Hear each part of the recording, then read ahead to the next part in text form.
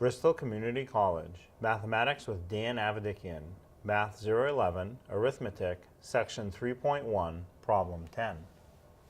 This is Section 3.1, Problem 10. It says write the fraction as a decimal, and we have 9 and 244 over 10,000. So, to write it as a decimal, of course, the 9 in front of the fraction will be the same number in front of the decimal, be 9 point something. Well, point what?